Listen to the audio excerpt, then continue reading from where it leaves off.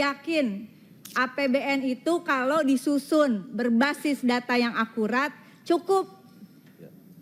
Masa buat yang korban judi online aja mau dikasih? Ini orang kerja loh. Asal jangan pada jadi main judi online ya. Ada beberapa persoalan tadi menimbang amanat konstitusi, mengingat amanat konstitusi Undang-Undang Dasar Negara Republik Indonesia, termasuk juga di pembukaan tentu saja selain di batang tubuh bahwa tugas negara itu adalah melindungi seluruh rakyat dan seluruh tumpah darah, memajukan kesejahteraan umum, mencerdaskan kehidupan bangsa dan seterusnya. Lalu setiap rakyat itu berhak mendapatkan pekerjaan yang layak bagi kemanusiaan. Saya kira itu adalah sepakat dengan anggota Komisi 2 menjadi pegangan yuridis kita, dan tentu mengingatkan pula bahwa Indonesia negara hukum, sehingga seperti apa yang disampaikan oleh pimpinan dan anggota Komisi 2, penting kiranya bahwa persoalan ini diletakkan dalam perspektif norma hukum, khususnya yang menyangkut tentang aparatur sipil negara, yaitu Undang-Undang ASN. Dengan mengingat Undang-Undang ASN, khususnya tadi disampaikan oleh pimpinan pasal 66 bahwa harus ada penyelesaian paling lambat 24 Desember 2024. Jadi beberapa bulan lagi saja.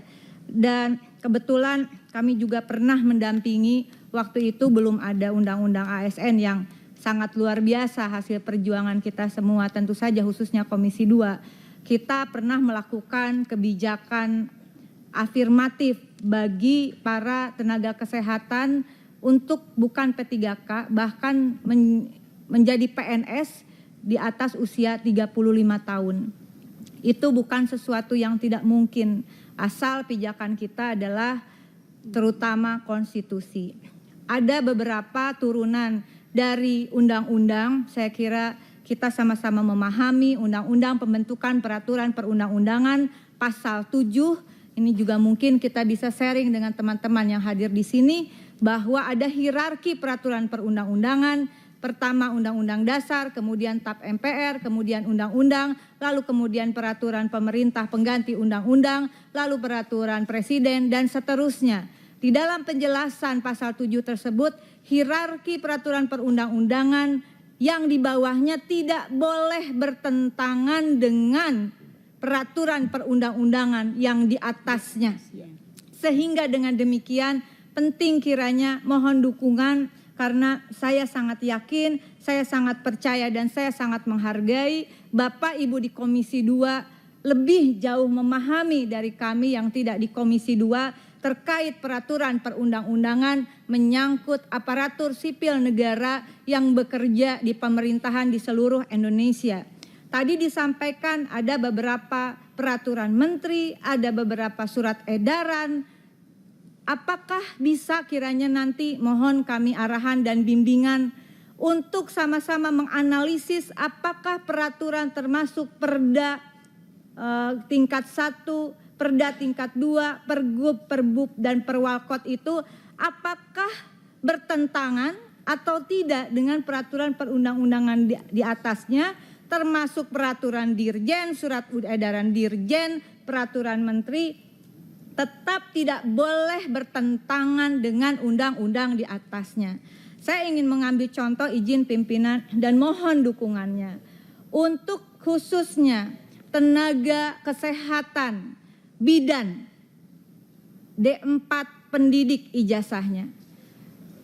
Pada tahun 2022 keluar surat edaran Dirjen untuk teknis rekrutmen mereka menjadi aparatur sipil negara dengan status P3K. Dibolehkan D4 pendidik ijazahnya karena mereka pada hakikatnya seperti yang disampaikan oleh sahabat di Komisi 2. Yang penting dilihat mereka bekerja di mana, bukan ijazahnya. Tapi 2023 muncul surat edaran bahwa mereka tidak boleh, tidak bisa mengikuti seleksi. Tetapi ketika mereka mengajukan prasyarat administrasi melalui website resmi BKN dengan mengupload ijazah D4 pendidik itu tidak ada masalah.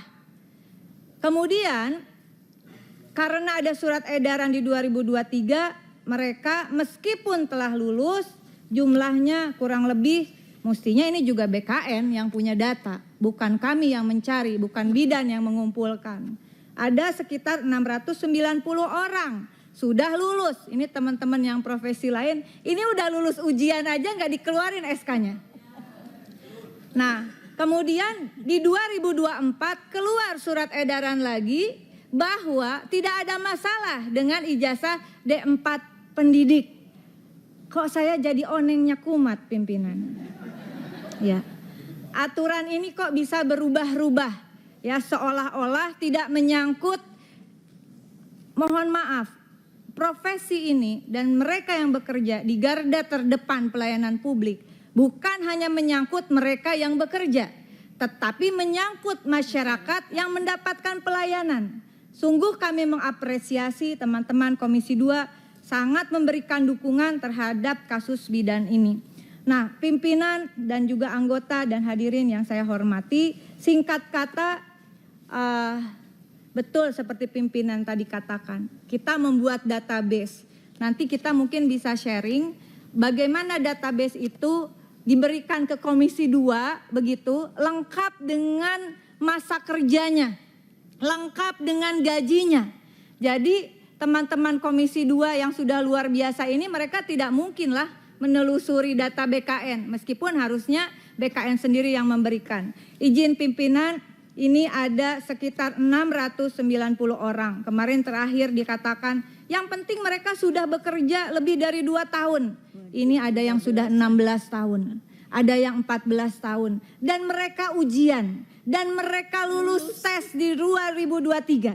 Oleh karena itu dalam forum ini, dengan segala kerendahan hati kami dan keterbatasan kami terhadap pemahaman norma yuridis tentang aparatur sipil negara, saya mengindikasikan adanya cacat hukum di dalam keluarnya surat edaran Dirjen Tenaga Kesehatan Kementerian Kesehatan, dan oleh karena itu batal demi hukum sesungguhnya karena bertentangan dengan peraturan perundang-undangan di atasnya dan terindikasi kuat.